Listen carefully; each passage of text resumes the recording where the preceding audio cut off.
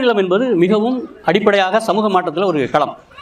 ஏன் அப்படின்னா அங்கே தான் இந்த வேளாண்மை முறையை பெரும் திடீர் மாற்றத்தை ஏற்படுத்துது.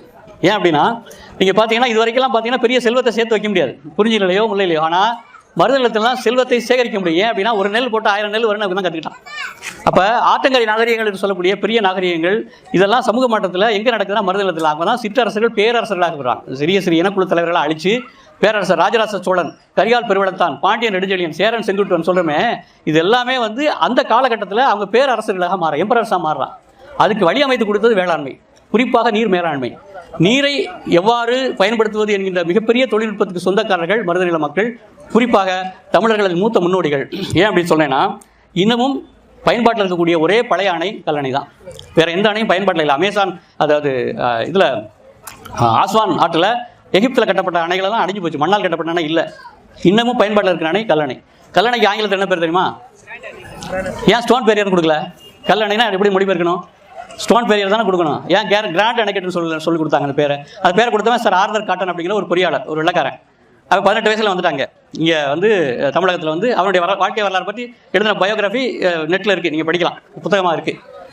அவன் என்ன சொல்கிறான் அப்படின்னா, ஓடுகின்ற தண்ணீரில் எவ்வாறு அணை கட்டுவது என்கிற தொழில்நுட்பத்தை கற்றுத்தந்த இந்த மூதாதைகளுக்கு எனது வணக்கத்தை தெரிவித்துக் கொள்கிறேன் பதிவு செய்கிறான். ஏன் அப்படின்னா 1860 வரைக்கும் ஓடுற தண்ணியில் எப்படி அணை கட்டுறதுன்னு ஆங்கிலேயர்களுக்கு தெரியாது, ஐரோப்பாவுக்கானு தெரியாது. ஏன் அப்படின்னா அவங்களுக்கு நீர்ப்பாசன திட்டமும் கிடையாது. இங்கே வந்து கற்றுக்கிறான்.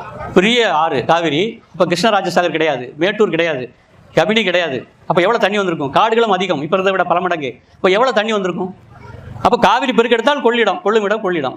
அப்போ தொடர்ந்து உடச்சிக்கிட்டே இருக்குது. 2000 ஆண்டுகளுக்கு முந்தி கரிகால் பெருவளத்தான் காலம். அப்போ உடைக்குது. அப்போ எப்படி சரி பண்ண முடியல. அப்போ தான் அன்னைக்கு இருந்த அறிஞர்களை, பெரிய பொறியாளர்களை கூப்பிட்டு அவன் பேசுகிறான், எப்படி செய்யலாம் அப்படின்னா. அப்போ ஒரு தொழில்நுட்பத்தை அவங்க எடுத்துக்கிறாங்க. அது தொழில்நுட்பம் என்பது மிக எளிமையாக தொழில்நுட்பம் மாதிரி நமக்கு இப்போ தோணும், ஆனால் அப்போ அது பெருசு. ஏன் அப்படின்னா நீங்கள் இப்போது கடற்கரை ஓரத்துக்கு போயிருப்பீங்க, இல்லை ஒரு ஆற்று தண்ணீர் ஓடும்போது ஆற்றுக்குள்ளே நின்றுருப்பீங்க. கால் தண்ணி அளவுக்கு ஓடும்போது பார்த்தீங்கன்னா தண்ணி ஓட நம்ம கால் வனலுக்கு அனுப்புற நமக்கு தெரியுது. இப்படி பல விஷயங்கள் இருக்குது நமக்கு. அப்போ அவன் எடுத்து தோண்டி இப்போ இருக்கிற அணை ஆர்தர் காட்டன் கட்டினது, கீழே தான் கரிகாலன் கட்டிய அணை. அப்போ அவன் தோண்டி பார்க்கும்போது அந்த களிமண்ணை பார்க்குறான், அதை பார்த்து அவன் குறிப்பு நமக்கு தரான். அப்படி கல்மேல் கல்லால் வைத்து கட்டப்பட்ட அணை கல்லணை. அப்போ இந்த ஒரு கடுமையான தண்ணீர் ஓடுகின்ற பகுதியில், ஏன்னா அப்படின்னா சிமெண்ட் போட்டினா கரைஞ்சி போயிடும். அப்போ சிமெண்ட் கண்டுபிடிக்காத காலம், சுண்ணாம்பு தான் போட முடியும். சுண்ணாம்பு கரைஞ்சி போயிடும். எப்படி பண்ணுறது? அதனால தான் அவன் புகழ்ந்து அதை பெருமையாக கிராண்ட் அணைக்கட்டு அப்படின்னு பேர் கொடுக்குறான். இதுதான் கல்லணையினுடைய அடிப்படையான செய்தி. கல்லணை பற்றி ஒரு நாள் பேசலாம், அவ்வளோ செய்தி இருக்குது. அது எப்படி மணல் போக்கி அமைஞ்சது இப்படி சொல்லிகிட்டே போகலாம். அது ஒரு பக்கம்.